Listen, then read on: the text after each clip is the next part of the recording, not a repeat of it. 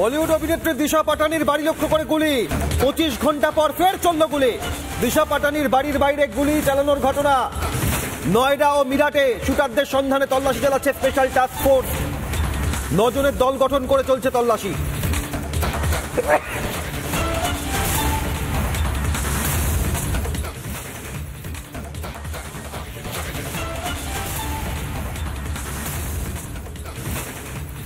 বলিউড অভিনেত্রী দিশা পাটানির বাড়ি লক্ষ্য করে 25 ঘন্টার মধ্যে ফের গুলি চলার ঘটনা। নয়ডা ও মিরাটে শুটারদের সন্ধানে তল্লাশি চালাচ্ছে স্পেশাল টাস্ক ফোর্স এসটিএফ। 9টি দল গঠন করেছে এসটিএফ, তল্লাশি চলছে। আপনাদের জানাই, মথুরার দি আধ্যাত্মিক গুরুর নামে মন্তব্য করার জের এমনটা মনে করা হচ্ছে। বলিউড অভিনেত্রী দিশা পাটানির বাড়ির সামনে বাড়ি লক্ষ্য করে গুলি।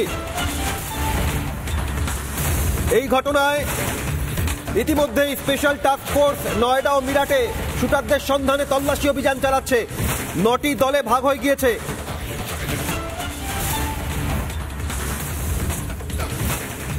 দিশা পাটানির বাড়ি লক্ষ্য করে গুলি এবং ইতিমধ্যেই এই ঘটনায় রোহিত গোদারা গোল্ডি ব্লাড নামে এক চক্র থেকে হুমকি এসেছে বলে খবর পাওয়া যাচ্ছে সূত্রের। ভারতের উত্তরপ্রদেশের হিন্দি সিনেমার অভিনেত্রী বলিউড অভিনেত্রী দিশা পাটানি, তার বাড়িতে গুলি 25 ঘন্টার মধ্যে আবারও। ইতিমধ্যেই এই ঘটনায় আতঙ্কিত পরিবার।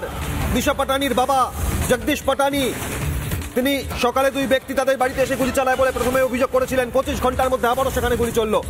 বাইকে করে এসে হেলমেট পরেছিল আততায়ীরা, এমনটাই জানিয়েছেন দিশা পাটানির বাবা জগদীশ পাটানি।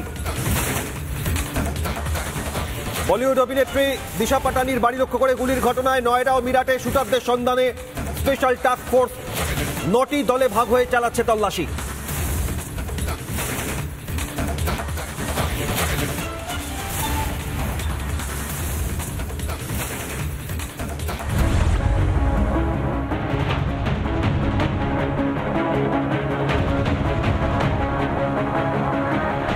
একমত না হওয়া, এটা নিজের পরিবারের মধ্যে হয় না? সৌগত রায় যে ধরনের মন্তব্য মাঝে মধ্যেই করে বসেন, মনে হয় না যে একই রকমের অভিজ্ঞতা বা একই রকম পারিবারিক ব্যাকগ্রাউন্ড থেকে আসছেন? মানে দু ভাই মানে একজন গাছের কুড়াচ্ছেন, একজন নিচের কুড়াচ্ছেন, এরকম ব্যাপার না তো। আমার বাবা এবং সৌগত এরা দুজনেই খুব সেকুলার, তথাকথিত কোট সেকুলার লোক ছিলেন। আমি আদৌ তা নই। আমি তো ওই রকম যেরকম বলো সাম্প্রদায়িক ইত্যাদি সেই রকম ছিলাম। হ্যাঁ, গর্বিত সাম্প্রদায়িক এখনো আছে।